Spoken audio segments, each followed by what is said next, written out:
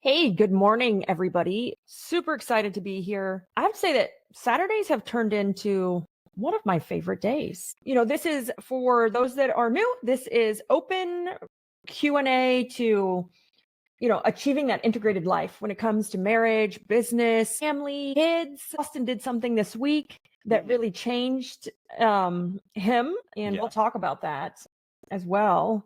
And then I wanted to talk about psychological safety right now and actually in our business. I have a great coach, and we had a coaching call, and I was sharing my win, and my win was something that most would not think is a win, but it was some self-reflection in having to remove myself from a meeting or remove one of our leadership from a meeting. And I was hurting the relationship because of how I communicate. And I was causing our environment I was hurting our psychological safety within our company, and I didn't even know it. And I'll get into it with you guys, and I can bet you guys are all doing this.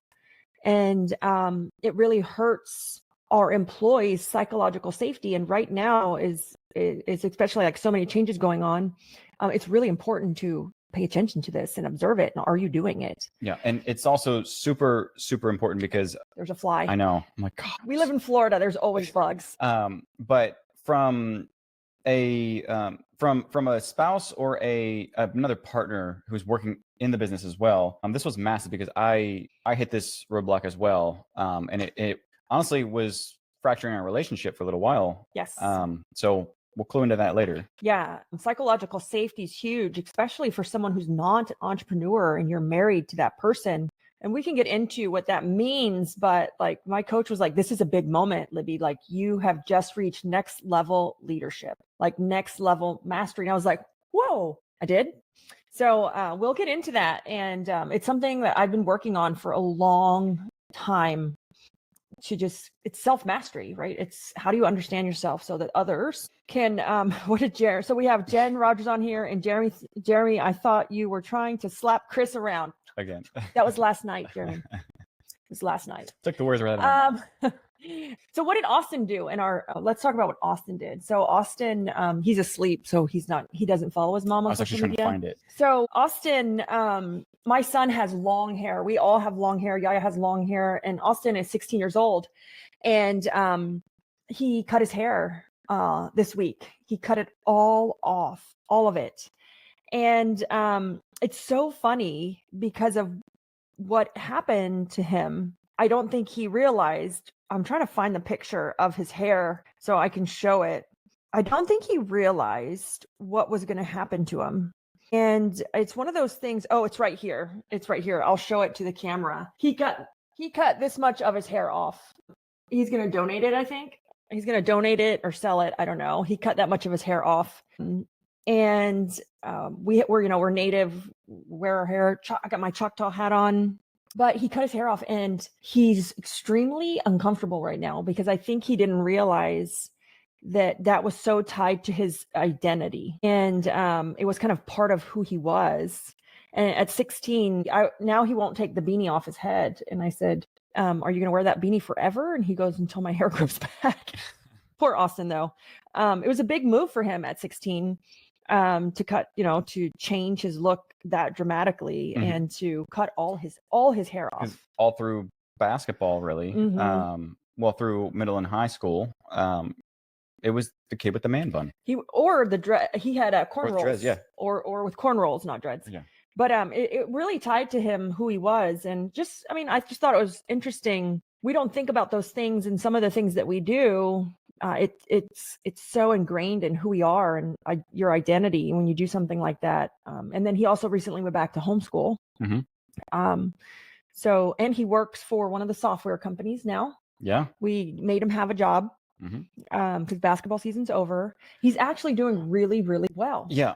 I was going to say, I'm really impressed with, usually you hear horror stories of family working in the company where like you bring on a kid. And this is a part of the 1LD lifestyle program. But having the next generation working in there, I am thoroughly impressed with the execution that Austin has with what we have him doing, because it's like he follows directions to the T. He's consistent. He's able to think for himself. And so I say this because a lot of parents might think, I have to baby, I have to shelter, I have to hover over them to do the job right. And I guess this kind of bleeds back into leadership as well. But I found it that Austin has been fantastic in terms of, if you think about apples for apples, every other employee that we have or whatever in any other company, is to be able to ask somebody to go and do this and execute this consistently. You have some reservations. You'd have the hesitation to say, well, shoot, now I got to go back and fix it, or whatever. I mean, how many people are scared to hire someone who's 20 or 25 because they're like, oh my God, they're not reliable, or they're, immature. But I would argue that, I put the quote up the other day. It's that a bad system will beat a good person any day. It doesn't matter how old you are.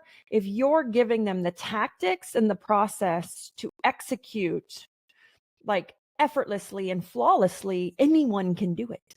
Yeah. Anyone can do it. Yeah. So it's been great. He's been, again, like clockwork.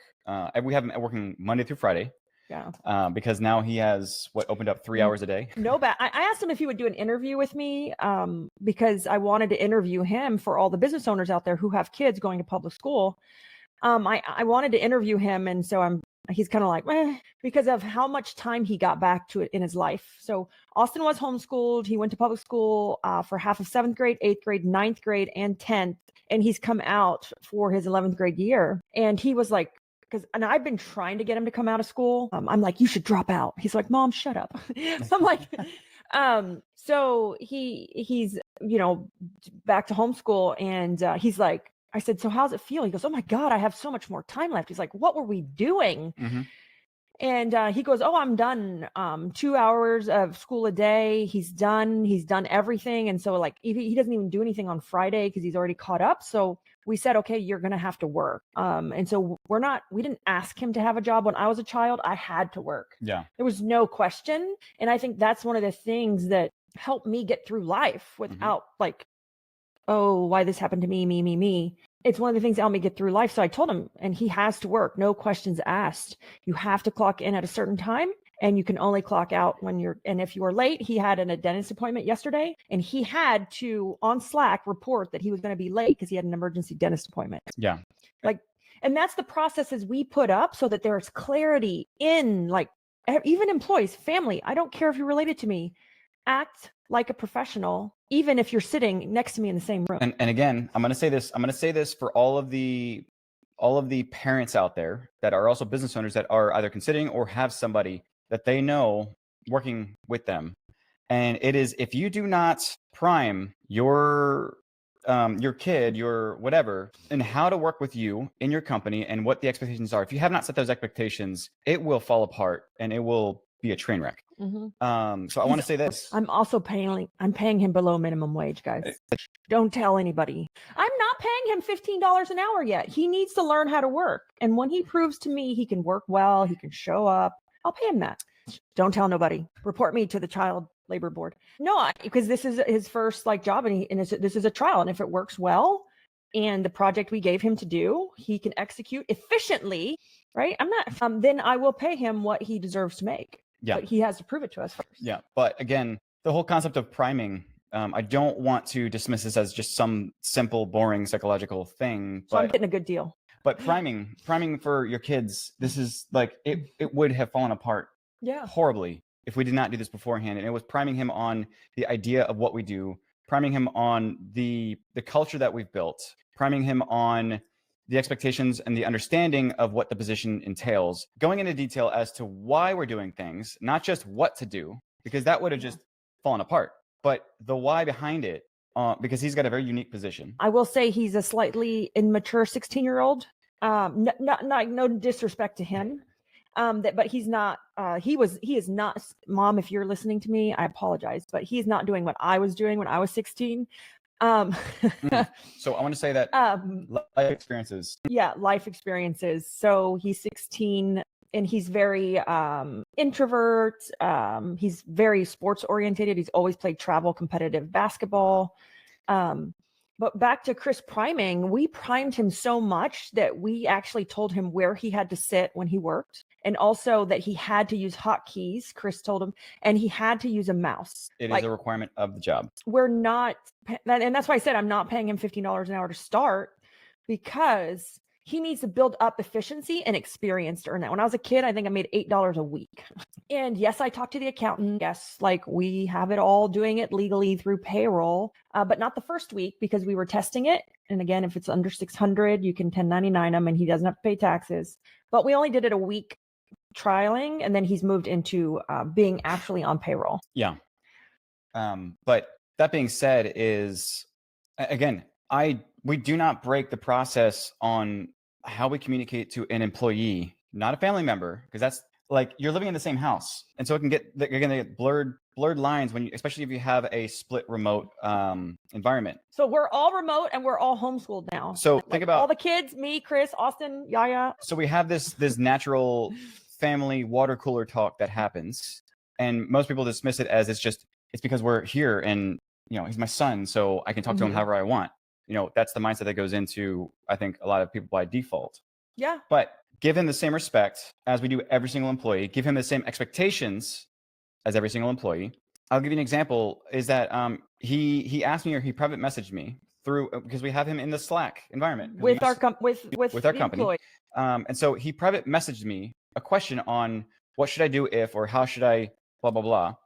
And I said, I'm going to pass this back through to the channel that we have designated for his work, because I want to make sure that everybody stays in sync.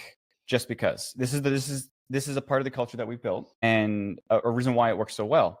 But I told him, I'm like, and I say this to everybody, is that I'm going to go ahead and forward the message back in to the chat, and I'll answer it there. Yeah, we practice total transparency with all the companies. We don't have locked chats. All the chats are open. The only one that's locked or not open is our HR chat, in case there's sensitive information. We don't want to share that with other employees if an employee has an issue. And we discourage private messaging at all costs. Now you can hey, what'd you do this weekend? No problem.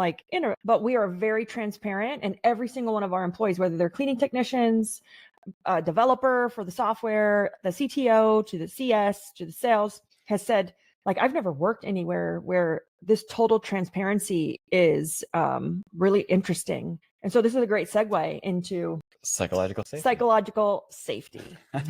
Because this will not work if you do not have psychological safety. Yeah. And again, that's the same respect that we give Austin with psychological safety. That's what we've built, and that's the reason why it's working so well. Yes. So let's move into so we're super proud of Austin. I was so sad he cut his hair. But I get it. He was looking for a change, and maybe one day he'll show it to us. I haven't been able to take a picture of him yet because he won't take off the beanie or show me his face. He had an early life crisis. Yeah. So psychological safety. And so having a company that's practices total transparency can be scary, but it's also really, really rewarding and freeing. There's nothing that any one of my employees, and especially if you want to one day be a coach, or you want multiple ventures, or you want to be an influencer, not social media influencer, but a mentor in your industry, whether you're in power washing, windows, or cleaning, you want to be an influence for your industry. Yeah, influence to your industry. And so that means you're public. You share a lot on your social media. Maybe your social media is open, like mine's completely open. My employees are most of the time they're on this, watching it. And one of the things, this is freeing because you're not hiding anything. Who cares if I'm working from the lawn chair in Margaritaville? Who cares? Because I was working last night till midnight. I'm not shy or scared to hide that. It is so freeing to have total transparency in your companies, in your business, in your social media. And this is why it never feels exhausting, ever. Yes. And I clued into it. And it's what we played into last week, which was intention, alignment, pure execution. But yeah, it was all about alignment. It was about the pure intent, execution, all of that wraps into one. And a piece of that makes it happen is transparency. But Jen Rogers asked, how much transparency? And what does that mean for financials? Yeah, I share all the financials. Everyone in my office has access to all the financials. I mean, this is up to everybody. You have to slowly move into this. But they have access to everything. And what the cleaning technicians have access to, Jen, is expenses. So typically we have it written on a board, or like you see these sticky notes behind me. So typically we have like expenses, our COGS were $54,000 this month, or like marketing was $15,000. We have those up and the technicians can see it. And the profit was this percentage. Why? Because I've always practiced that we have to be profitable. Right? What if we get hit by another hurricane? What if COVID hits us again? Like, what if we want to give better benefits? We have to be very profitable. It's not so that Libby can drive a nice car. I actually probably drive the worst car than any one of my cleaners. So it's not so that I can, have a private island, because, well, what cleaning isn't going to get us that. So it's really up to you. And as far as the software goes, our leadership has access to Stripe, to I don't know if they have access to QuickBooks. They have access to Stripe, and they see all of the budget reports. So it's grouped budgets. Again, I actually share my budgeting system in 1LD. Mm-hmm. But because they operate within a budget. So like they have the budget, here's what we spent in November, and your goal is to get it within budget for December. And so they see that. And we're very transparent in pay, very. And so much so that my COO one time was like, oh, I don't want them to see how much I'm making because the bookkeeper makes less than me. I'm like, I don't care. You can't live that way. Yeah. Because then you're going to forget. It's like narcissism. You're going to lie so much you don't even know what you lied about. And then you're going to forget about what you said, or how much you said, or what you said. And it drives you to insanity. Yeah. But go ahead. Yeah, no, a lot of things to that before I forget. But one of them is the psychological part of transparency and the financials is if you gotta approach it like to the fullest transparency that you can, like so where it's natural for you, because if you don't, and you have this feeling or this sense of insecurity or shame or guilt that's built up with you, and actually I have something it's more in terms of like energy, but if you have this type of insecurity or guilt or shame about it yourself, in how you approach it or how you present it or deliver it, you're going to give that feeling to other people about there's something off here. Mm-hmm. That even if nothing's off, it's psychological safety. You're hurting that safety, psychological safety in your company. And if you're remote or you have any remote employees, this is super, super important because, and I'm sorry, Chris, I'll let you get back to it. Mm-hmm. And the reason what he's explaining is super important. It's because if you're in an office, the office itself, the physical location helps build psychological safety. Oh, I drive to the office every day. I have my computer. I park here. It builds that psychological safety. But when we're remote, it's actually harder to build this.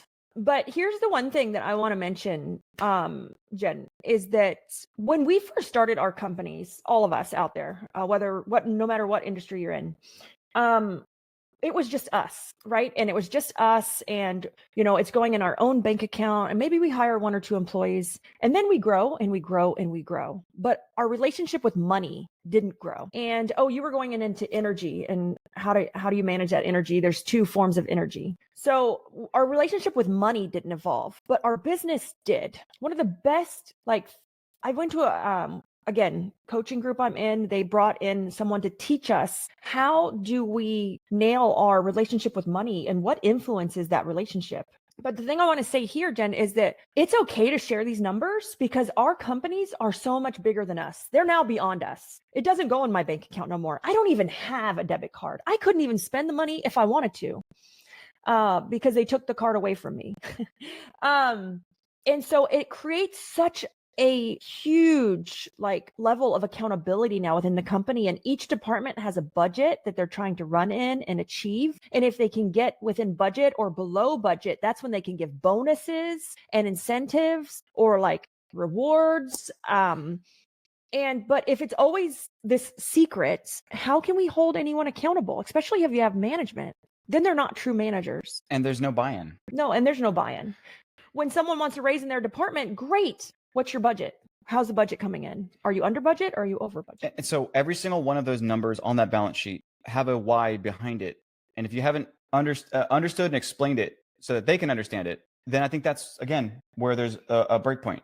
Mm-hmm. So it's understanding the why behind every number that's on that sheet is also helpful. Not that you have to go explain everything because you feel like you have to, but again, just it being there. And the best way that I can explain in terms of transparency and financials, think about publicly traded companies. They have things out there for people to see because they have investors. They have people who are, again, have a vested interest, stakeholders in that company. So they want to understand the health of it. They want to understand what's behind it.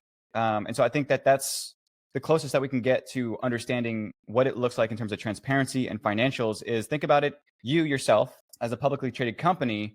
And the goal here is to make sure that you are sharing insights on how the company is doing with people who have a stake in the company. Yeah, which are your employees. Yeah. And it's, I always love sharing the financials and we just write them on the wall. We don't tell nobody that they're there. They're just there. And if they want to look at them, great. And I'm like, if any cleaner wants to quit and go open their own company, great. Look, I spent 15 grand on marketing. You got that to float? Good luck. No, you don't. Because we think we make it look easy because we're hiding so much stuff sometimes. Like being transparent and saying, oh my God, like this is a real company, $55,000 for payroll. Holy macaroni. Meanwhile, we're jumping on a Zoom at 5 o'clock at night, sweaty, just on the couch, together, just really scrapping it, but showing that we're people. We're working too. It's not like we're polished. And so I want to, I haven't even gotten into the psychological safety side, but this all has to do with psychological safety. So we do a great job at Woot Recruit. Like, I'm not going to lie. It's really good. And Organize It actually struggled for a while. And I said, how do I have this totally remote company, Woot Recruit, total remote? Like there is no office. Slack is our office. But over here, Organize It's culture was hurting because we were trying to run it like a non-remote company when in reality, our technicians are all remote. They don't come to the office every day. They don't have the psychological safety because they don't go to a place every day to sit at a desk and work. They're remote. They work from home because they leave from their home and they go to the next job and go home. So I think that's one of the things that hurts our turnover because we have to build psychological safety. And one of the things that I realized with Organize It is that to me, it's really hard to have a company that is both hybrid, that is both in person and remote, because someone always feels left out. And it's hard to manage.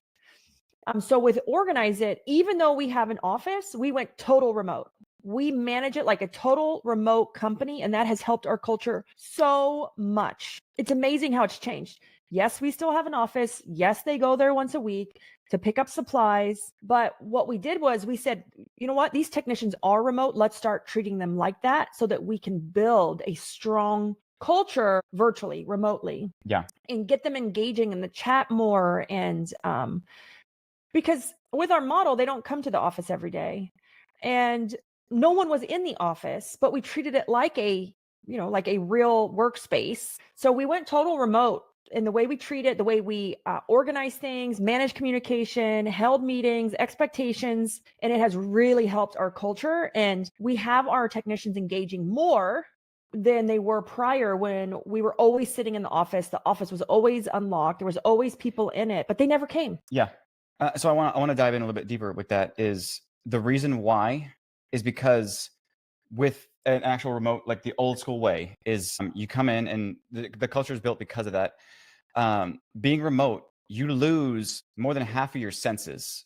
As a human, we are built to use all 5 of our senses. Some people say 6, but you lose the smell of coming into the office. You lose the sound of what's around you in that realness of hearing somebody's voice, the inflection of their voice. You lose that. You lose the sight of looking around, and that's what spatial recognition of knowing that the same way that you're reading a book as opposed to hearing or having it on a screen is that the reason why some people love paper and love physical books is because your brain works through spatial recognition, meaning that it feels more comfortable and understands where things are spatially. Like if you flip a page, you know that there's words on this page, and that's just so happens to have what you're looking for. If you're scrolling on a computer, you don't have that same ability, so you don't retain as much, and you don't feel connected to it. So you lose that spatial recognition, you lose that sound, that feeling,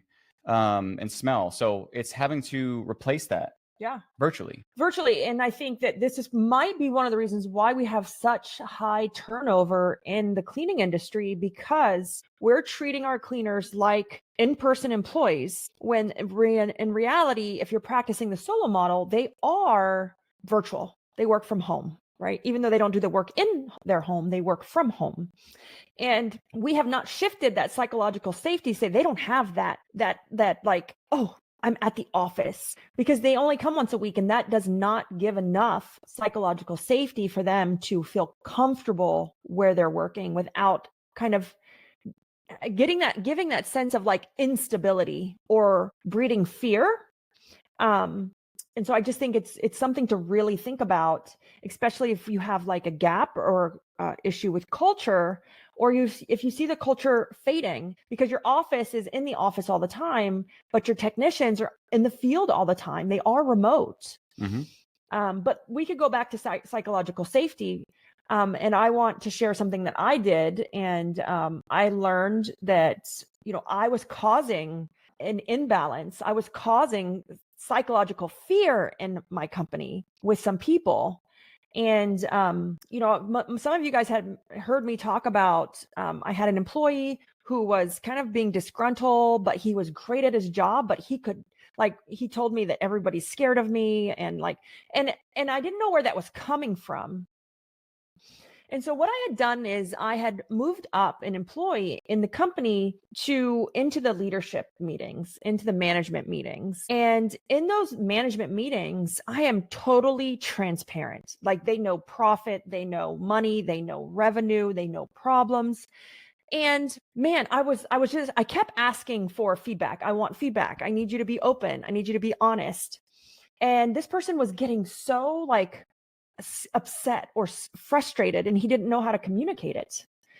And I told Chris, I said, either me or them have to leave. I'm going to kill this person. Like, I'm going to strangle them. I hope I don't get in trouble, because I don't literally mean that. I'm like, oh my gosh, we are clashing. We are not simpatico. One of us is going to end up getting fired.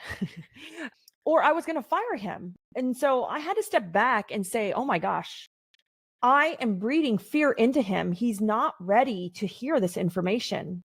I am causing an imbalance in his psychological safety, because I'm sharing like complaints or issues or finance stuff. And in meetings, in leadership meetings, that's what you talk about. It's not all sunshine and rainbows. It's like, better. How can we be better, budgets, profit, improvements. And most of the time, it's not all positive. It's mainly like, what's the next thing? What's the next thing? The next thing. And so I didn't realize that I was breeding this fear into them. And then because they were in management, taking it down to the rest of the team.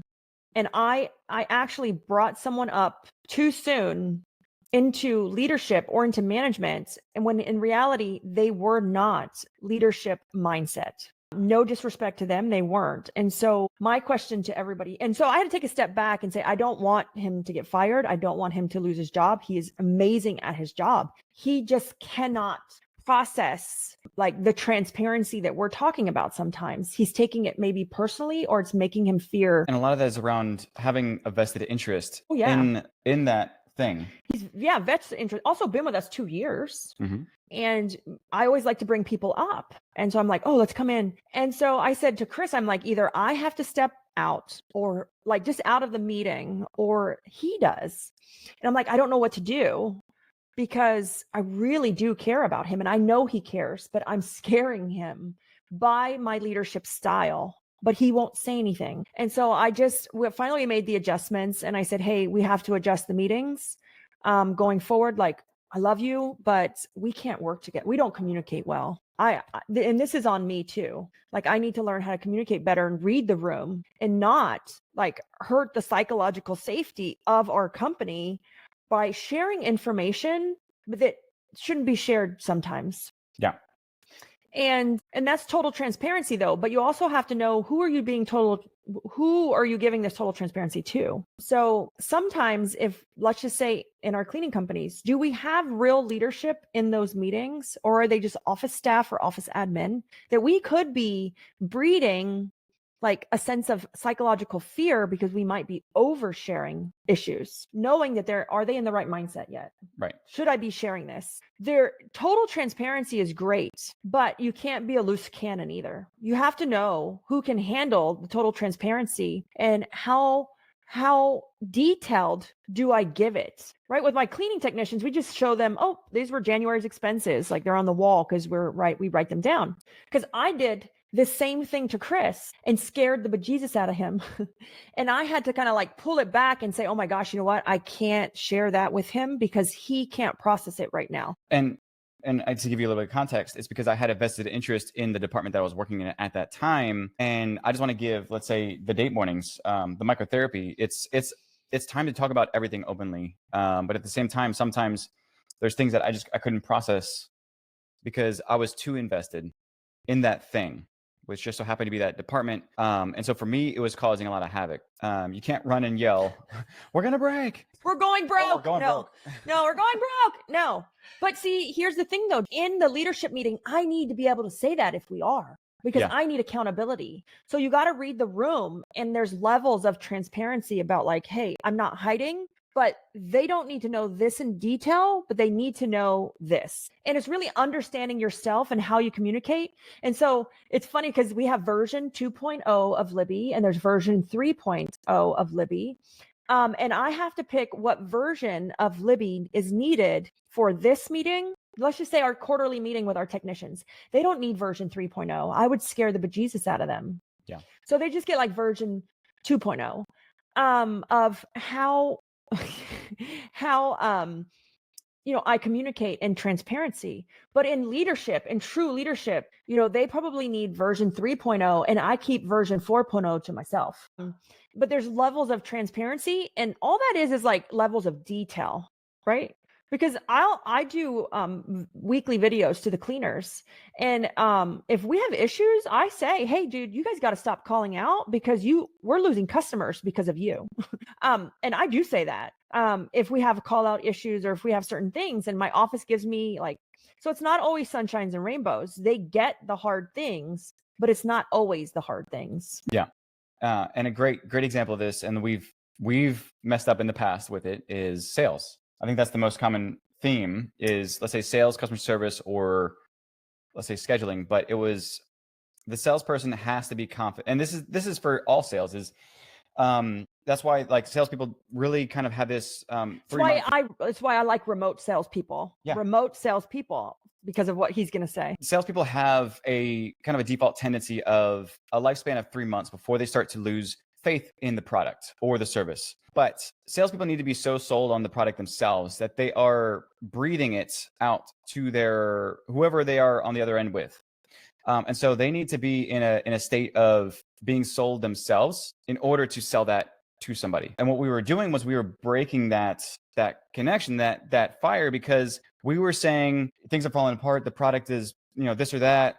Or, oh my gosh, we've gotten 5 complaints this week. And then that hurts the psychological safety of the salesperson. Consciously, it's every time they hear a complaint, an issue, an employee issue, a product service issue, we are chipping away at their sales confidence subconsciously. Yeah. And so really what we found is that if they're too invested in, let's say, the sales, and we're feeding into that, we needed to take a step back or have them take a step back. Flies back. I know. But keeping the salesperson or keeping that person in that honeymoon phase of the department that they're in. That's the best way that I can explain it, is that honeymoon phase, that first 3 months. Rose-colored glasses, everything's perfect. We need to keep that up and keep that excitement. We're here at what, almost 13 years together? Mm-hmm. And we're still in the honeymoon phase. Yeah, but so we did this with our salespeople. And when I took sales remote, oh my God, it helped so much because they weren't hearing side talk, side chatter, stuff over here. Like, it's kind of like they can live in that little bubble. And when there are issues, or even not even issues, but like you're always trying to be better. And so it's kind of like, oh my gosh, like another thing, this and that. If they can just sell and focus on like sell without hearing any of the outside noise, it keeps that psychological safety really, really high, but also that subconscious confidence that they have in selling their product. It's the goal of trying like to not inject contradiction into whatever they're doing. And so that's really where it comes from, is for any department, it's the contradiction that you inject into them. So for customer success or service, is the other side of that is, I guess what we came into with the leadership is just the stress and frustration of, a budget, of other things, of what we need to happen. Sometimes what we do as well when we share more numbers externally, just say like to the more entry level staff, is the percentage that we spend of revenue on marketing or on COGS or on certain things, a percentage. So you can always start slow and say, oh, I'm just going to share percentage breakdown or budget, and start slow. Because the other thing I love doing this with like when we have it on the whiteboards is, I didn't make 55% of the money, right? Some employees think, oh, well, if my pay is 55%, you're getting 45 and you're taking that home and putting it in your pocket. And it provides this level of clarity, like, oh, wow, she isn't taking the 45%. She's got to pay the office and the marketing and the insurance. Do you see this number at the bottom where it says profit? Yeah. It's in the negative. And it's actually the smallest one probably.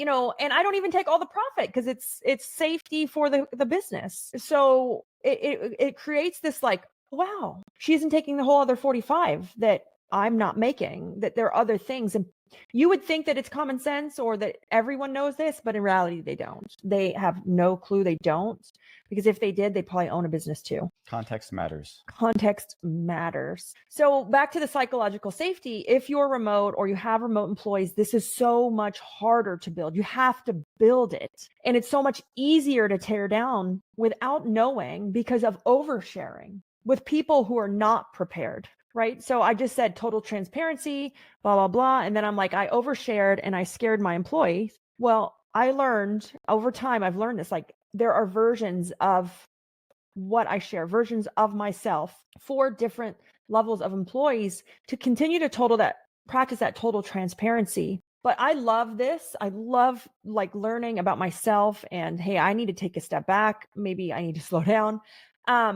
because living in total transparency, nothing is exhausting, right? There is no burnout, guys. Burnout comes from when motivation fades. Motivation is temporary, right? If you're driven, that comes from passion. It doesn't fade. But sometimes we feel burnt out, right? Because we were operating on motivation. Oh, I went to this conference and I'm motivated. Yay, let's go crush it.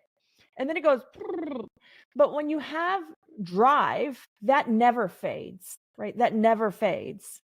And so, I put a statement on my Facebook page about like, why do people need to stop talking about the hustle? Well, like I did it. Hustle's bad because like the hustle's bad.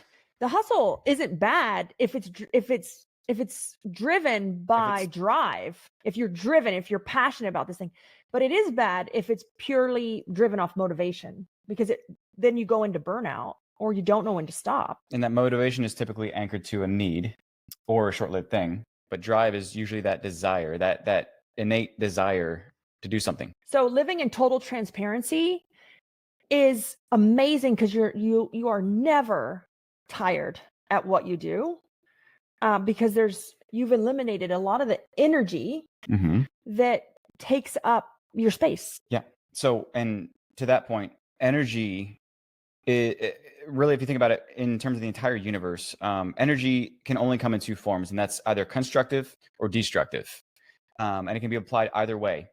And so how we look at this ourselves is depending on, again, the same form of energy we can use for constructing or destructing something. But there's the middle grounds of energy, which is in between both. And this is the most dangerous part, is that what you have in the middle is energy that doesn't actually go anywhere or do anything. And so what ends up happening is that you have energy that leaks. This comes into the form of anxiety, insecurity, second guessing yourself. And so this is really dangerous, because this ends up giving you that feeling of exhaustion, shame, guilt, whatever it is.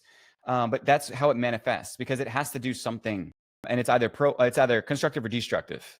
And so I want you to repeat that, Chris. Energy can be only one of two things: constructive or destructive. So how are you using your energy, right?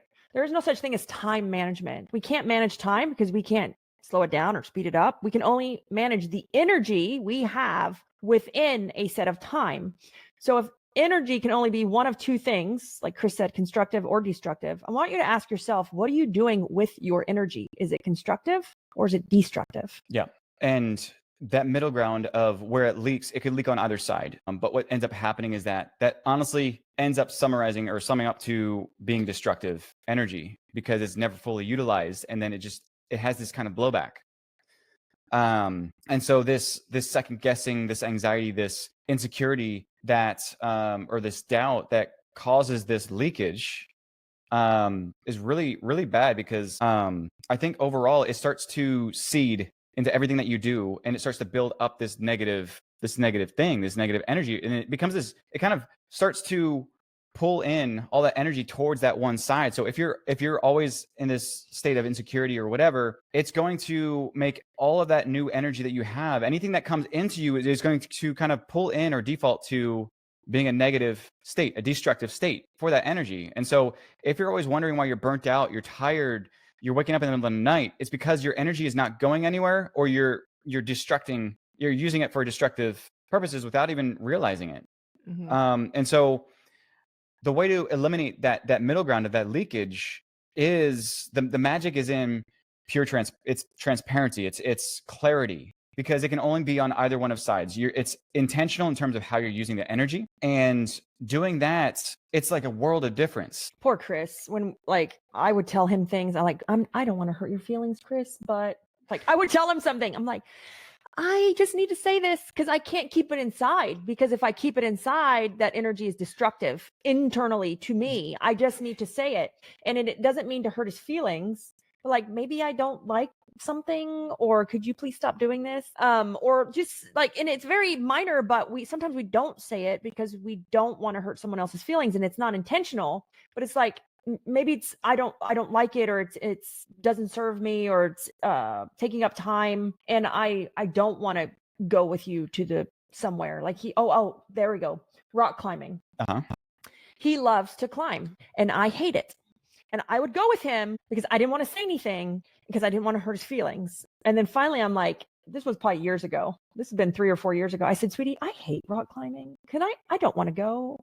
I could do so many other things with my time. I love you, but me not going, you don't need me to go to show you that I love you more.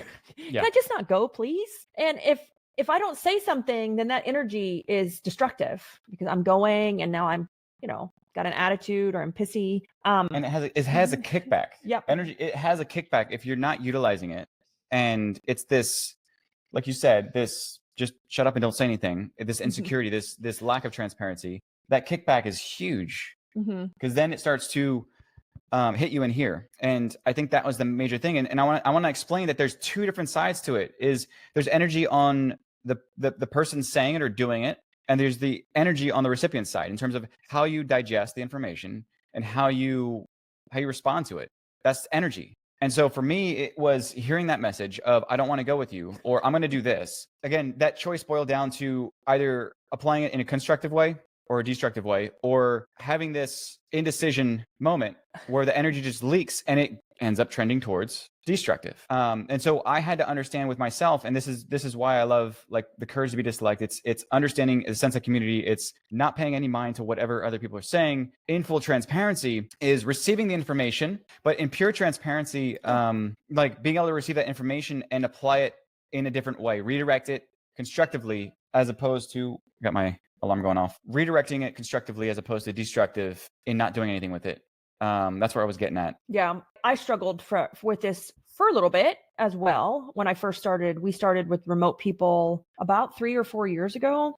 And so Tammy's question was, I hesitate on telling our remote workers our pricing and pay because they are paid significantly less than the rest of the team. How do I overcome this? Is this a real issue or am I overthinking it? But how exhausting is it to keep that information from them?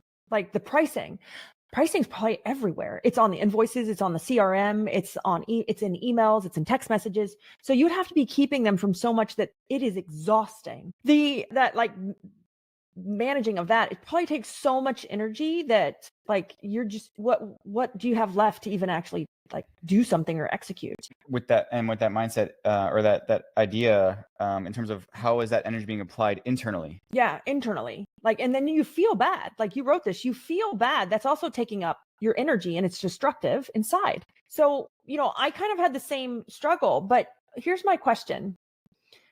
Are you really paying them significantly less, or do you just think that? What's your relationship with money? What's your relationship with money, right? You're seeing it as in dollar signs. Do you know what that pay is equivalent to where they live? It's probably great pay, right? And there's also pros and cons to working remote. You don't have to drive. You don't need to pack a lunch. You don't need to drive an hour to and from work. So there are pros to working remote that people love, even if it is a little bit less money. My sister being one, she loved remote and she went to a job and then she came back to remote because she's like, oh my God, I don't want to have to drive. Like, I don't need to pack a lunch or spend money out on the road, like eating out. I get an hour and a half back of my life. I don't have to pay for gas. So my question is, be proud of your pricing, because how are they going to be proud of you? They can probably sense that you're hiding something. So be fully transparent. And if they don't like that, this is not the place to work. It's so humorous, right? My COO that I had for a couple years, he's no longer with us. He was fractional, great guy. He made a lot of money. He made more money than I did. And our bookkeeper was internal and she was paying him out. And she was from the Philippines. And I think she was making like $7 an hour, which is it's decent money in the Philippines. And he was so like, oh my gosh, like, is she going to pay me out? I don't like, how do you feel about that? I said, just do it. Like, just do it. They have to be okay with that and that total transparency to stay. And if you think it's not fair, great, let me hear about it. I'm not even making as much as he is, but like, let's hear about it. But in fact, ask yourself, am I really paying them that bad a pay? You're not. It's just different. It's different. Yeah. And so I got some pushback on something the other day. And so I did the exchange rate on something that I was paying to educate myself. And what I was paying someone in another country was equivalent to $21 to $22 per hour in the United States. But the cost of living was significantly lower. So educate yourself. ChatGPT is a great tool to say, hey, if I'm paying somebody $8 an hour in this country, what is the equivalent to that in the United States?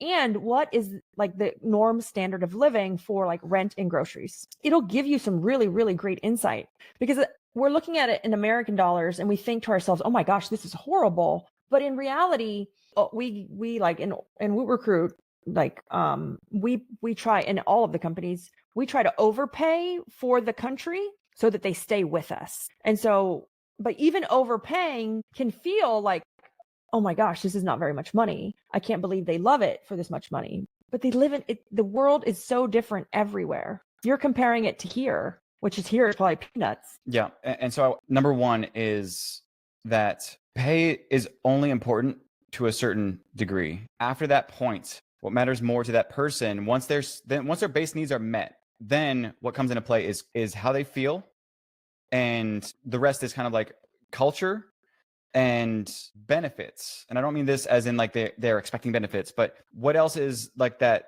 the sprinkles on top.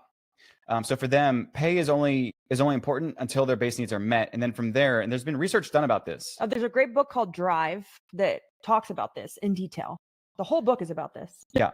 But pay is only important up to a certain degree, and then from there, it's all about, I want to say, the sense of community. It's how they feel and like, in where they're at. Community, belonging, bigger picture. Yes. Yeah. And so I just want you to keep that in mind, and with the whole idea of being remote or different countries or whatever, the idea that once their base needs are met, what else is next? And if you see or feel or hear, and let's just say, for instance, let's just say theoretically that you have a really locked in culture where you have full transparency, everything is out there, and you're communicating well to the entire team, and they understand and get your goal, is that once their base needs are met, the next thing is what's important to them.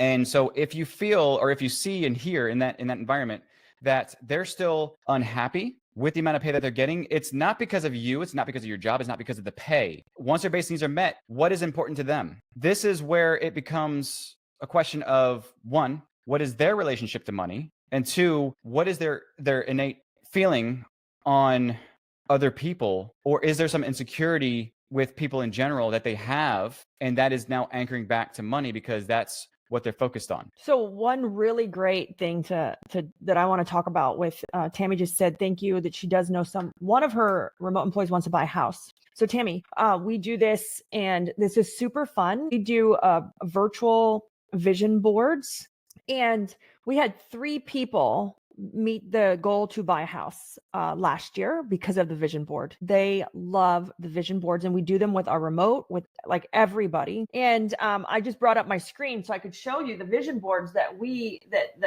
our team has submitted over time of their goals. And we use Canva. It's super fun. We allow everyone to come in and make the vision boards. But one of the things that I wanted to share is I showed them mine, and on mine it says I want $10 million, and I want some other like weird things, $10 million. I want $100 million. I want $1 million in the bank. Some like random stuff, and I showed that to them. You know why they need to know about the vision? And then Vivid Visions, like my Vivid Visions have financials in them. They're on my website. Go to every one of the websites. Woot Recruit, Organize It, Sell, Convert, Clean, all have the Vivid Visions with the revenue and the profit in them publicly for everyone. Why do you do this? Don't we want our employees to stay with us for as long as they can, as long as they're a good fit? And if we do want our employees to stay with us forever, their goals, all of their goals, mine have to be big enough that all of theirs fit inside, right? So they need to know that I want $100 million.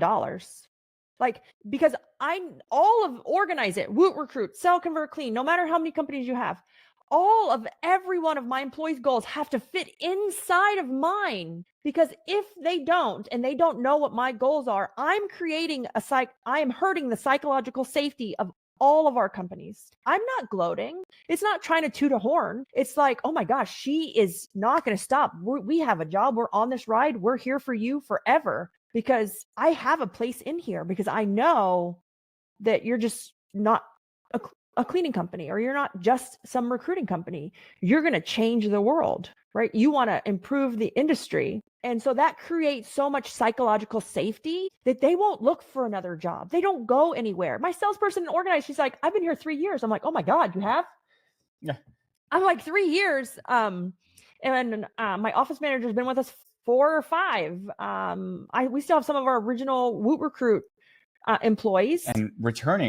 And returning, we have a returning employee. And then in Organize It, my first cleaner I ever hired, she left me during Ian. She came back to work for us, and she's like, I love it here. She's like, I'm so happy. But I have to fit all of their goals inside of mine, or they will leave me. They see no future with me or a company if they don't know what my goals are. And when you identify your goals, and if you've done this and you realize that certain people's goals don't fit inside of yours, you cannot be upset. You cannot be mad. I'm scared that I'm going to lose Marilyn, because Marilyn's my executive assistant, and she has all these goals. Like, she wants to be a singer. She sings. She wants to travel. She's going to Cancun next week for vacation.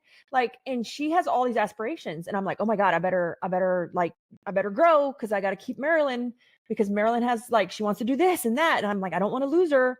So I better step it up, hustle up to the next one, or she's going to go find someone else to be an executive assistant too that will fit her goals. Mm-hmm. Yeah. But you cannot be mad. You cannot be upset. You cannot harbor this resentment or negative, destructive energy, or leak that energy if you haven't locked in, that your goals are bigger than theirs so that they could fit inside. They got to fit inside. That's why we lose people. That's why people, they come because they need a job. And then we wonder why they left a month, 2 later, 3 months later. And they just like, oh, you're the nicest person. You're the greatest company to work for, but I got to go, like, I got to quit. And you're like, but why? And it's one of those things where you have to be so confident. Yeah, I want $100 million business. Am I going to get it? I don't know. I hope so.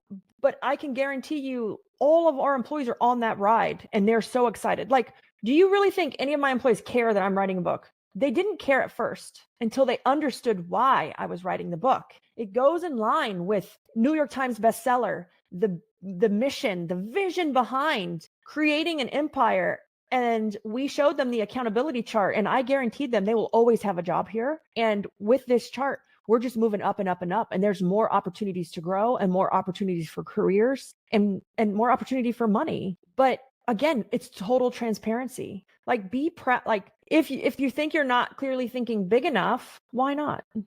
Like, and it has nothing to do with money. Like when I said 100, maybe you're happy where you're at. That's great. But you will probably go through more people because most people have like this eagerness or want to be a part of something like bigger or to grow themselves, like buy a house. And that's a great point. So you will churn probably through more people. Your vision isn't money specific or revenue specific. It's purpose specific, purpose driven. Yeah. So mine's purpose driven. I don't know if the vivid vision for Libby DeLucian is on the Libby DeLucian website, but if it's not, I'll put it on there. But my purpose of all the companies is to create an ecosystem that supports the cleaning industry specifically. But even though we work with other industries, other, like lawn care and landscaping and windows and other things, it's to build an ecosystem that changes the way the world looks at cleaning. Like that's in all of our visions. But I did have to tie a dollar amount to it because we needed to make it measurable, and to reach the goal of changing the world or creating lasting impact and legacy, we needed money to do that. You need money to, like, I want to launch a course for entrepreneurs, and I want to teach like younger high school women or men like how to start a cleaning company, like how, like, I have a vision of helping young entrepreneurs really get into entrepreneurism, but I need money for that. So then, yes, the companies have to be profitable, and here's why. And yes, like if we want to impact 100,000 small business owners, then yes, we have to have money because it takes money. Sadly, everything takes money. I'm not revenue driven. I'm purpose driven, but I need money to actually carry out the purpose. Yeah. The vehicle. Yeah, it's the vehicle. Just sharing and transparency. If you guys aren't doing like vision exercises with your staff, I highly recommend it. You could still do it. And we ask all of our employees, all of our remote employees and office employees to put those vision boards on the screensavers as their screensavers for their computers. And it was so great to do the call this time, and that 3 people had already reached the goal of getting a home. 1 got a car, like just these random things, exercise and fitness. The one thing I saw that was consistent in everyone's vision was health. Yeah. Was health. And so that's great insight for me that I know there's a lacking here, that everyone wants a little bit to get healthier. So last year we did like health challenges. And I told Marilyn, I was like, oh, we probably should do it again this year because everyone is looking for a healthier 2025. Yeah. Anything else before we wrap up? I thought this was great. Again, if you have great people and you want to keep them, dude, not just their vision has to fit inside of yours. Your entire companies have to fit inside of yours. You're the owner. You're the leader. Yeah. And if you don't know that, I strongly encourage you to figure it out now and understand where they're at so that you know that if you're in line with where they're going. Otherwise, it's just you're delaying the inevitable and probably creating a little bit of exhaustion for them and yourself, because the road that they need to go on is not the one that they're on right now. Or could be, but they don't even know it. Exactly. And so it's alignment. But I want to just tell you that this is the way that I've brought in a lot of people into, let's say, what would recruit specifically is, I wanted to understand their goals. And this is from the very, very get-go. And it might be a little bit different because we're talking about more so mid-level, et cetera. But I wanted to understand where they were going so that I could understand and connect with that. And what I told everybody is that my goal is to, provide you a great job and to keep you here as long as you need this to satisfy you. And I said, if we can keep you longer than that point, then I've done my job.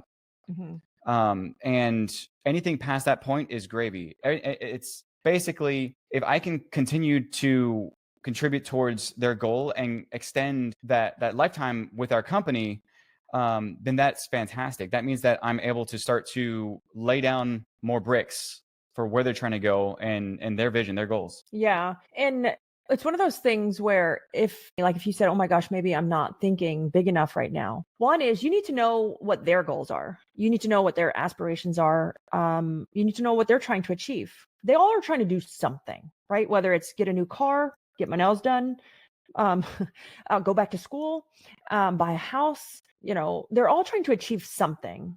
Very, very few people in life are not trying to achieve something, right? And even if it's superficial, like buying something. And so you get an understanding of like what are all, and we even do this with the cleaners. We haven't done it since we moved to the new office, but in the old office we had a dream wall, and they put all of their dreams on the wall. And they were very, very, very like, I don't know how to explain it. We overthink it. I was thinking, oh my God, like what if they were like, I want to raise, or I'm like, no, they were like, I want to buy my first home. I want to go on my first vacation. Like I want to go to Disney World. The dream wall was great because it helped me get an idea of, okay, what am I dealing with when it comes to the technicians in the field of what are their common dreams and common goals. And then in the office, we do a little bit more in your quarterlies. It's typically shouldn't be like your review or that kind of stuff. It's more about the person. It's like, hey, how's it going? Is this in line with your career path? Is there anything we can do? How are you feeling? Is there anything like, what do you want to work on? Is there projects, career path alignment, but also doing the vision boards will help you get an idea of what are all their goals. Because just by knowing, then you're more conscious and you can help them achieve it. Yeah. Or they can connect with each other. Oh my God, I want a house too. You want a house? Oh, like let's work on our credit together. They can help each other achieve it through alignment. But then I got all this information. I was like, okay, I need to write my vision. I need to work on this. What's it look like? Because my vision is all about me, but I also need to make sure, am I thinking big enough or am I just staying comfortable? Am I playing it safe because I don't want to let myself down? Am I kind of dumbing it down a little bit? Or am I going big or go home, right? 10X is easier than 2X. So there's that. And the first time I wrote my vision, and I'm a big Cameron Herold fan. Like we read Vivid Vision about 2 years ago and did this. I know it's very hot right now. It's very popular within the CBF community. And I wrote mine about 2.5 years ago. Me and Paul did it together. But one thing I did, and this is okay, because there's always an evolution to everything or a version. So the first Vivid Vision I didn't have financials because I wasn't comfortable yet. And that's fine, but at least I did my vision. It was more about impact and how I want to do and change like certain things. And then so there will always be, I always say ideations, but it's not ideations, it's iterations of it. It'll evolve and it will mature with your maturity and it'll grow with you. But if you don't do it at all, there's no chance for it to mature. There's no chance for it to evolve because there's nothing from it to evolve from. And so make it based off of where you're at and how comfortable you are. Who cares about the financials? Who cares if it fits in with your current staffs yet? But at least you have a version. Then it can evolve as you evolve. Yeah. I want to give a great piece of advice that I use myself obsessively. But it's the statement of, if there's somewhere you want to be or a vision or a goal that you have, is asking yourself, what needs to be true for this to happen? What needs to be true for this to come to reality? It's a great statement for your employees too, when they come with something. What needs to be true? And so in saying it that way, it provides no assumption. It provides no gray middle area. It's literally a black and white. This needs to happen in order for X needs to happen in order for Y to happen. So it's a massive exercise. And again, I use this in the simplest things. He uses this with Yaya at 6 years old. Yeah. After you teach her what it means, the concept, but what needs to be true for this to happen. Even though it looks like I move fast, I can move faster. And so you've seen this over the years of me moving faster. But for a long time, man, I self-sabotage. I have this statement and I would always say it to myself. And it's like, I'm not ready yet. Like, I'm not ready yet. And finally, we did some self-sabotaging exercises, Leonard, me and Chris, on a couples quarterly that we do. And I had two self-sabotaging tendencies, and one was to overcommit, like to say yes to everybody, like PTA, basketball coach. Yeah, like do that. Oh, can you jump on a call? No problem. Like I overcommit to my own detriment. And then the second one was it's a form of procrastination, because I would say, oh, I'm not ready yet. And I would say that, and it would make myself feel better about not doing something. And so what I did was I asked Chris to please call me out when he hears me say that statement, like the I'm not ready yet. I'm not. And I was like, he'll call me out now. And I'm like, but I'm like, okay, fine. I'm going to do it. Like it still comes, it's still such an ingrained habit of saying, I'm not ready yet. I'm not ready yet. That he stops me. And now I watch what I say, because I'm like, man, and I know he'll call me out, but God, have I been able to get so much more done? I can move faster. I don't feel so bad. It's not so self-defeating, because procrastination is really self-defeating. And procrastination is the middle grounds in terms of energy being constructive or destructive, but that middle grounds of energy leaking is where procrastination happens. It's that insecurity that builds up, or that it builds that stress and ends up, having that kickback to destructive energy. And so it's going to burn you out with that energy leakage. Yeah. Back in my organizing days, procrastination is huge in organizing. A lot of people, they know how to organize their house. Like, it's not rocket science. Just like cleaning, they know how to clean their house. They just don't want to do it. But with organizing, procrastination is big, because it's like, oh, there's that pile of papers on my desk, but I could go do this instead. And, how do we work through that procrastination or the other side of it? And sometimes we're so paralyzed by procrastination that we don't do anything. There are some things to look at when it comes to procrastination. My organizing side is kicking in now. Like, what causes that in you? Typically, and I'm not saying you directly, I'm just saying people in general. Typically, procrastination comes from something that we were taught, or it was a habit, or was taught to us as a kid, right? And so we have to break that habit that we've kind of built on why we're not doing something. So typically, if you grew up with a parent that was a procrastinator, or a big life event, like a death or divorce or loss of career, can cause that paralysis. A life-changing event, a death, like I said, of a loss of a career, or was how you were raised by like a parent that was a big procrastinator. Chris, yep, your dad was huge, and you have struggled to overcome that part. It was ingrained in him as a child. And with that, I saw through my dad, and I watched this happen in real time, is it created a lot of sickness, a lot of disease, either mentally or physically.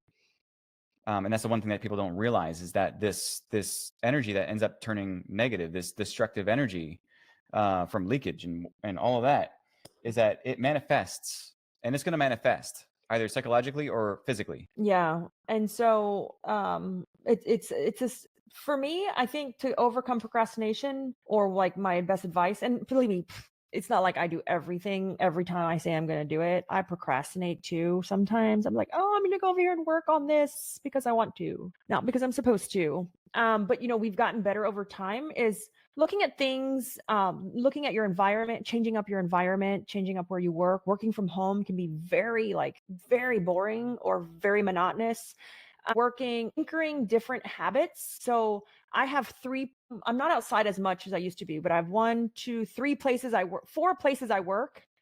And I work better in each place depending on what I'm supposed to be doing. So like, I have a desk over here, then I have a space over there. And then when I sit on the couch, I'm doing more like idea stuff.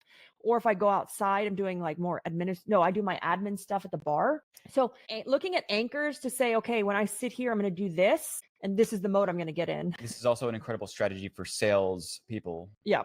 Is positioning yourself in a certain a certain way, a certain environment, a certain relaxed state to invoke a more confident sales call. Yeah. So for Teresa said, she says, for me, my brain starts telling me everything that could go wrong, or what feels like justifiable excuses. Yeah. And so that's fear, or that's the unknown, right? Which is maybe lack of communication or understanding, which then can cause some fear or misunderstanding. Go ahead. And it's also understanding yourself in terms of tolerable risk. Have you opened up to yourself about how much risk you're willing to tolerate, so that when these thoughts come rushing in, you already have a predefined idea on what's acceptable to a certain point, so that you can execute with intention. Or how much can you execute on? Yeah. So like when I'm already like I dove in and I took the risk, I'm just like, bring it on. Let's go. Like, come on. I'm already pissy. Let's just go ahead and do all of it. Like, rip off the Band-Aid. And you've already identified your threshold of risk. But without identifying that, there's this middle ground of not sure what's right, what's wrong. I fell into that same trap of everything. My father, I grew up in a risk-averse environment. He taught me about credit. He taught me about this and that. He taught me to be careful about changing your password every 3 months to make sure that we don't have people trying to hack into the database and destroy your reputation. A risk-averse environment is where I grew up in. So I had this insecurity, this fear of things going wrong. But I had to understand, in terms of tolerable risk, where did I sit? Where was my break point in terms of accepting risk and letting it brush off or happen for me to continue to execute? This is something that I've learned in the last, I would say, 3 years, to be honest. But it's a practice of identifying tolerable risk, where you sit, so that you can then have a clear mind and execute with intention. So I think one great exercise you could do to figure out what is the risk that's going to happen, so that I know how much can I tolerate, is to say, let's just say that he needed to work on a project for marketing, but he was kind of putting it off, making excuses because procrastinating, right? And you could say, what's the worst thing that's going to happen? What's the worst thing that could happen? Sorry. What's the worst thing that could happen if I do X, Y, and Z? What's the worst thing that could happen if I run this new campaign? Okay. The worst thing that could happen is I lose $1,800. I'm just kidding. That's an exact example of me trying to do something. This was like 4 or 5 years ago. I lose $1,800 because I don't know what I'm doing. If that's maybe the worst thing that could happen, what's the best thing that could happen? Okay, we get a few new customers, the phones start ringing, blah blah blah. Okay, am I okay with losing the $1,800 because that's the budget I set? Okay, I am. Like, let's try it. And so that's asking yourself, what's the worst thing that could happen, will help you measure the amount of risk that would come from the project that you're procrastinating on. And this practice will help you create a tangible thing to an intangible thought. Yes. So again, living in full transparency, knowing what version of yourself that you need to show up as, right? Even my coach said there's version 2 of Libby, there's version 3, there's version 4. You have to know what version of leader you're showing up at for these things. Okay, so we had total transparency, the version of leader you need to be to show up at certain points in your business, to manage certain people. You can't manage all the people the same way. You can't. As an entrepreneur, we're too scary, we're too direct, we're too in your face, but also there's still a way to do this with a level of transparency. And then our energy, where is your energy leaking from, right? Is it leaking, and what's it contributing to? Procrastination? Is it self-defeating? Is it anxiety? Is it negativity? And then there's a ton of things coming on. I was just recapping. So when you finally hit that spot and could stay focused, what changed? Everything. My health, my marriage, relationship with my children, our businesses, the relationship with our employees, everything changed. That is like when you hit that spot, that's the integrated lifestyle. That's what you're trying to achieve as an entrepreneur, right? Is that there's a whole, there is no such thing as work-life balance. There is no such thing if you own a business. I'm just going to tell you that. Everyone who stands on a stage or tries to teach you about work-life balance or the 4-hour work week, baloney. I call BS baloney. I'm friends with software owners, cleaning owners, like long care, home service, you name it. Even people who are making 9 figures. 9 figures. It doesn't exist. But what does is to create a life that is so integrated between your business and your marriage and your personal life that you never want to retire. You never want to quit. And you hit that spot of like pure nirvana of like, I love my life. I love the business. All the employees are great. Like, we're just happy. And so it's a great spot to kind of come in, and it creates total focus. Like, you're so focused on like the next thing you have to execute, and everything else, you're like, oh wow, that was just noise. Like, and then you develop this level of confidence that you're just like, you know what? I'm not going to do that. And I don't want to do this. And yes, I want to do that. And you're so sure. So it goes back to our framework. I wish I could share my screen right now. And so you create alignment, you create execution, right? You're so aligned in everything from life to business to marriage. You can execute with like so much precision. You know exactly what you want to do. You know how to communicate it, and you can execute with speed. And then the last thing was intention. Everything you do in life, from what you eat to a business decision, is done with so much intentionality that you don't second guess anything. And I just described my program. Yeah. And so having all this, and Dawn, back to you, is what this ends up having, what comes from it is that it is much easier to get back into a state of flow much faster with that pure intention and that execution, that pure execution. It's so much easier to get back into what people call the state of flow, Zen. What are the other words for that? The flow. The flow. Flow, like your momentum. Flow. So otherwise, it takes some level of effort, some really defined box of situations or scenarios for you to get into flow. So a great example would be like going to a conference. You get excited, but it's just momentum. It's not maybe drive. Right. But what I'm saying is that having all this stuff in terms of clarity, alignment, transparency, all of that stuff makes it so much easier to get back into flow. And honestly, almost to the point to where you can recall it instantly and get into a state of flow.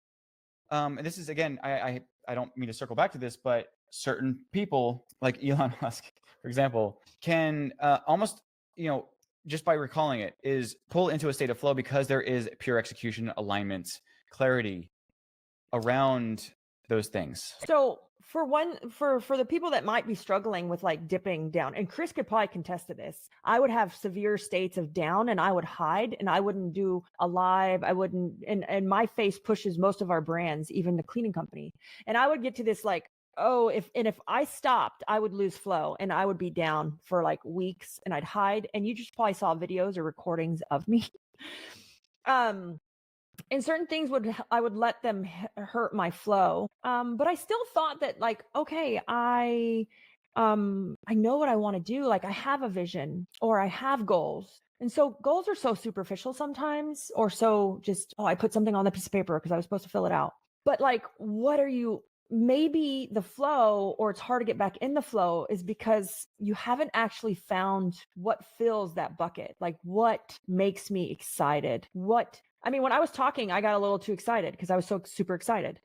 And that's because I think when I would lose flow, I didn't really know what I was doing yet. Like we wanted to be $2 million. Great. But that doesn't drive you. That doesn't drive you. Yeah. It's just motivation, and it dies and it comes and it goes, and you got to find your way to get motivated, but drive never. And so again, the 3 mountains of the logo mean a lot to me because like you say, oh, I want to be $1 million company, and it motivates you, which is temporary, right? And you get to the top of that mountain and you're there and you're just kind of like, meh, or, you take a break hiking up to it because you're kind of tired or you're burnt out. And then the second you get to the top, finally, maybe it took you longer than most. Maybe you got there fast at the sacrifice of yourself or your family or your health. I got to the top of the 3rd mountain and became $1 million cleaning business owner at the sacrifice of my relationship and my health. Yep. I will be transparent in that. I blew so much money and made so many mistakes. I neglected myself that it wasn't worth the climb. But I learned so many lessons, so that was worth the climb, not the $1 million revenue mark. Then you kind of get up there and you're like, yeah, well, I thought it was going to feel better. Nah. And then you look at this, oh, but maybe I want to be $2 million. That will make me feel better. That will drive me. Yay. Like, and you get up there and you're just kind of like, well, the view's kind of pretty, but I'm still just kind of in a slump. I don't feel fulfilled. My country was coming out, my Oklahoma. I don't feel fulfilled. And then you're like, wait, I've gone through all these struggles. I've made all these mistakes. I've spent all this money on coaching. And for what? Like, what's the purpose? What is the reason? And I think sometimes we're scared to say it. We're scared to put it on paper. We're scared to admit it.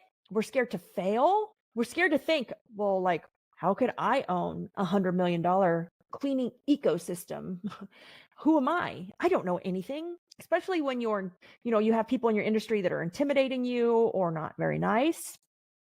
I have that in the software industry, but when you find that mountain, Dawn, the third mountain, whatever it is, it then creates drive in you to say, oh, we got to get this right in the cleaning company because I need this revenue or I need this time freedom so that I can get to my purpose. But most of us don't know what our purpose is. I've spent a ton of time working on like my purpose, and I think that it's not done, but I have a very good picture of what it looks like, and it could get bigger and it could evolve.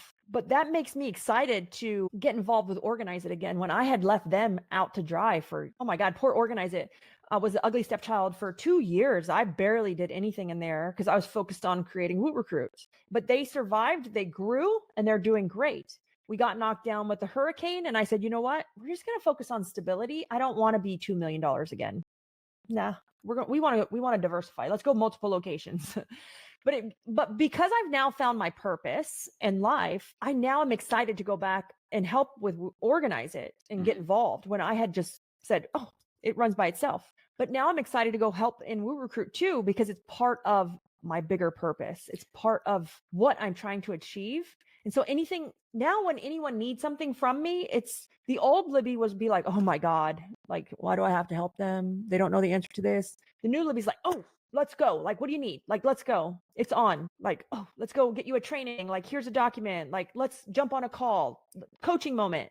Now I'm excited to help. When before, because I didn't really understand what or why we were doing this, I looked at it like a nuisance almost. Yeah. Or like an inconvenience. Like, don't you know the answer to this? And so I felt the same way. Is now that you've really fixed your goals and have that next level of drive and purpose, is my goals actually fit inside of that as well, which is really, I had to make, so here you go, business owners. If you're the lead, like you're the entrepreneur. So we have Dawn and Leonard. Who's the actual entrepreneur? To me, if you're both an entrepreneur, that's hard. I was married, my prior marriage, we were both entrepreneurs and we were like this all the time. Two people that move so fast with so many ideas it's hard to manage. It can be done. Like you see the Hermoses, it can be done. But I also had to realize Chris's goal had to fit inside mine, not just my employees, Chris's, because he is one of my employees or one of our employees.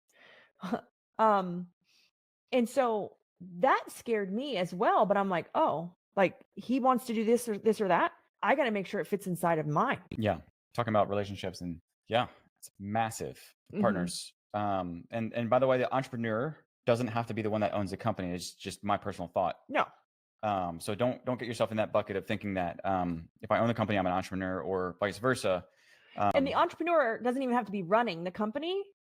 The entrepreneur doesn't have to be the CEO. The entrepreneur doesn't have to be the CEO. I mean, me and Paul were both entrepreneurs in Woot Recruit when we started. We took turns running the company, and the other one of us went and sat in a seat that needed our help because that's what the company needed. It didn't matter who the owner was. And Paul's like, he ran it. And I said, great, I'll go over in marketing. And then when I went back up to run it, Paul's like, great, I'll go sit in finance and ops. So that has nothing to do with who runs the business. The actual entrepreneur has nothing to do with like, oh, but I'm the CEO or I'm the visionary. That doesn't matter. Yeah. And I love Leonard's comment. He said, Chris, did you notice when we talk about my ideas, how I light up? It's like, yeah, definitely. I mean, fired up. And I was like, this guy will not stop. But it's super cool because you can see all of that creativity just like oozing out of you. And that's, I think what you're talking about is connecting with that state of flow and getting to it much quicker. And Dawn said, you're right. It doesn't drive you. It's definitely temporary. Like if it doesn't drive you, it's temporary. Yeah. And I wanted to hit on this. The 1LD lifestyle program that you put together is the concepts of having alignment, clarity, intention, and a lifestyle that works with it is, I think the focus here is that locking in everything here, it makes it so that your energy can be transferred much faster, much more efficiently. And that creates that pure execution, that state of flow that we're talking about, where you can jump in it whenever you want. If everything here is locked in, you have that transfer of energy that you can do to execute on anything that you want at whatever pace, whatever speed you want.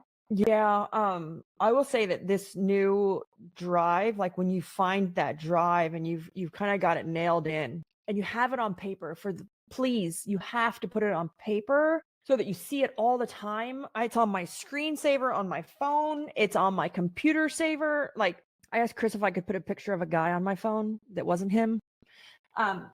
But you're going to see my vision. It's on my phone. I see it every day. My vision's on my computer. The vivid vision for each company is over here on the coffee table or couch. It has to be like you're eating it, you're sleeping it, you're breathing it. Like when you go to college or you're a professional athlete, it's all you do and you think about, and you're so excited about it that you're never tired. It's ingrained in you because you've created the integrated life. Yes. So we've been on forever. We need to stop.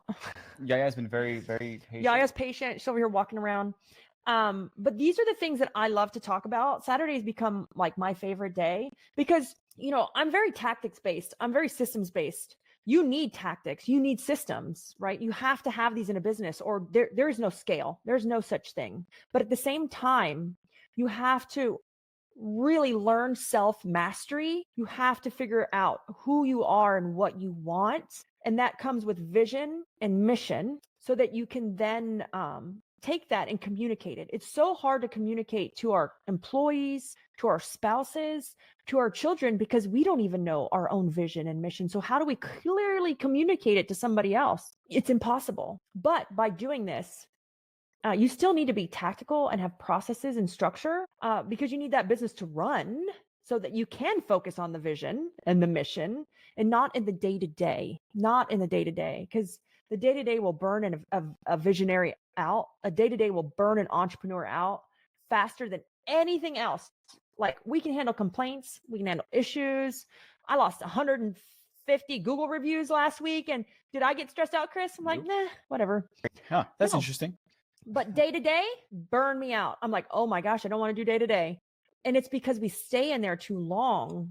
And that's where we need tactics, systems at scale. And then we need to know how to communicate that vision of what we're doing to our employees for total clarity and total transparency. Finding that Zen state of total clarity and total transparency. And if I can get a piece of that for my personal life and kids, and then gosh. And then we want to teach our kids. And I'm trying to teach Chris that as he comes with me, because I know a lot of you guys work with your spouses. Here's the one thing that's going to happen. It's never going to happen at the same time. It's never going to happen at the same time. If you're the entrepreneur, you have to go work on yourself. You have to figure this out. This is the work that nobody wants to do because it's scary.